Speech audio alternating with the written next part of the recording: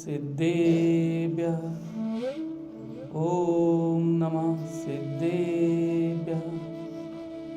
ओम नमः सिद्धेभ्यः। सुधीजनों, रामचरित्र मानस में तुलसीदास जी ने लिखा है कि बिनु सत्संग विवेक न होई, राम कृपा बिनु सुलभ न सोई। बिना विवेक के प्रभु का मिलन नहीं हो सकता, प्रभु की कृपा नहीं हो सकती।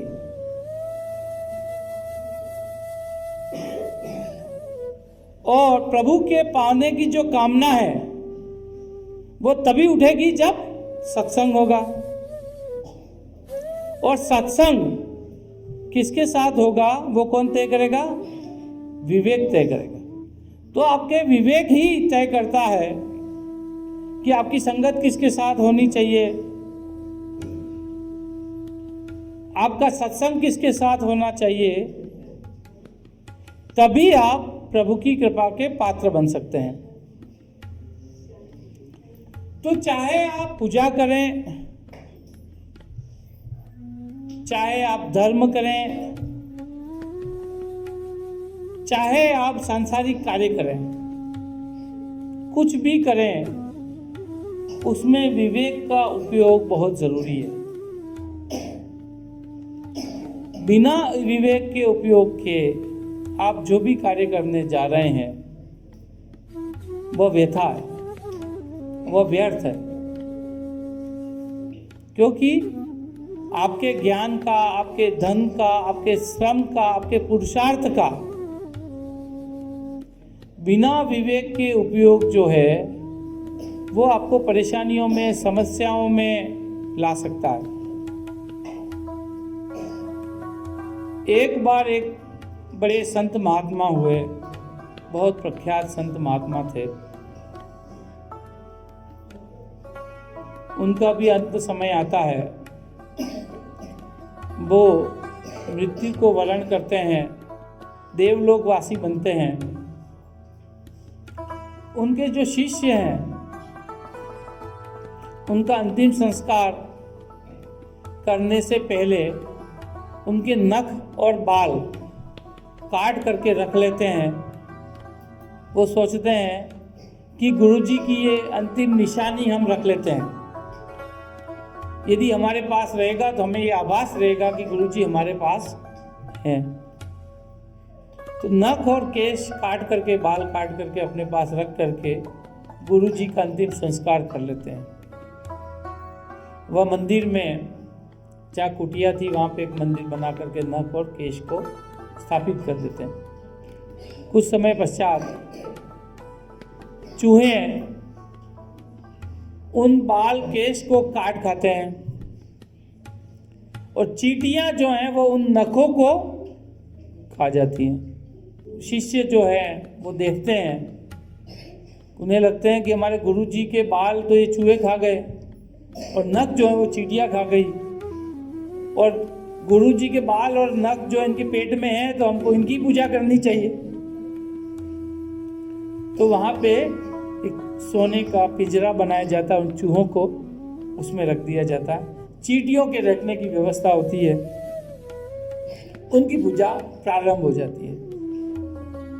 कुछ उत्साही भक्त और कुछ उत्साही दुकानदार उन चूहों की और चींटियों की फोटो बना करके, तस्वीरें बना करके बेचना चालू कर देते हैं।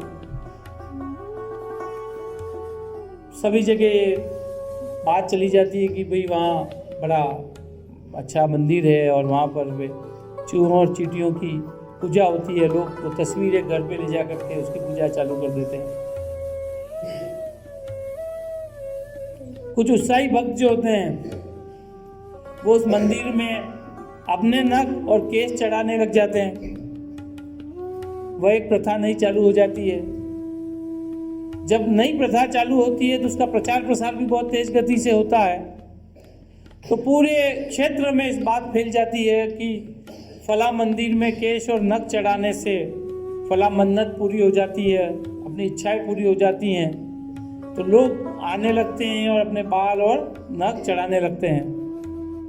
तो नख और बाल के ढेर लग जाते हैं चारों तरफ गंदगी हो जाती है। अब उन बालों और नखों को खाने के लिए और चूहे और चींटियां आने लगती हैं, तो पूरा परिसर जो है वो गंदा और खराब वातावरण हो जाता है।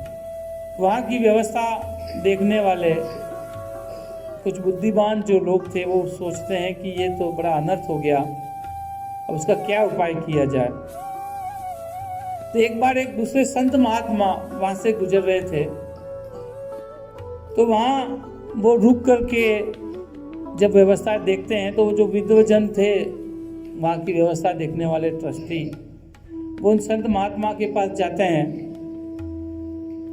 और उनसे कहते हैं कि साहब, हमारे यहाँ मंदिर की इतनी अव्यवस्था हो गई है, इतने लोग आते हैं जो बाल और नख चढ़ा करके जाते हैं, पूरे क्षेत्र में चूहे परेशान कर रहे हैं, चींटियों का अंबार लगा हुआ है,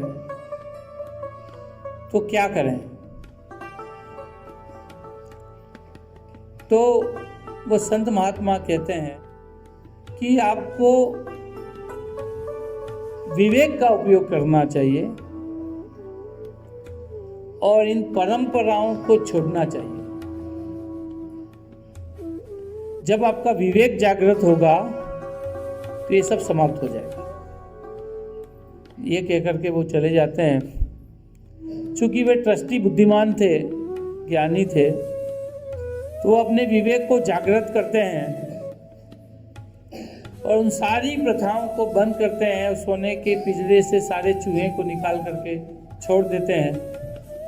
वहाँ से सारे बाल और नख वहाँ से हटा करके बड़े बड़े बोर्ड लगा देते हैं कि भाई यहाँ पे बाल और नख चढ़ाना प्रतिबंधित है, और सारी परंपराओं और प्रथाओं को बंद कर देते हैं।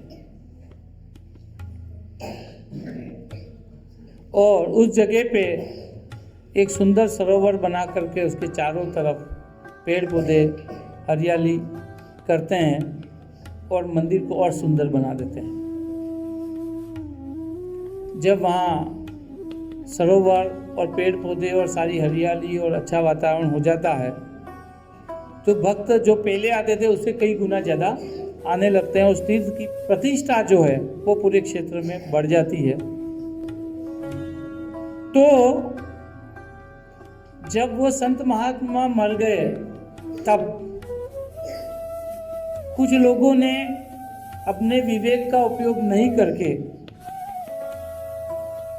किन्हीं रूढ़ियों में, किन्हीं परिपाटियों में जाने लगे और लोग उसकी देखा देखी आगे उस बात को बढ़ाते चले गए और अर्थ का अनर्थ हो गया।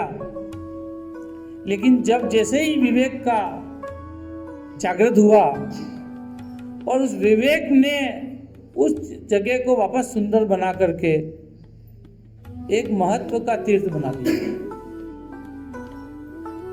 तो हम जब भी कहीं रूढ़ियां देखें, जब भी हम परंपराएं देखें,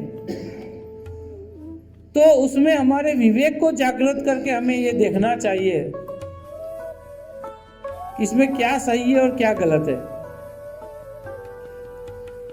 हमें किस परिपाटी का पालन करना चाहिए और किस परंपरा का पालन नहीं करना चाहिए, वह हमें विवेक जागृत करके ही देखना चाहिए।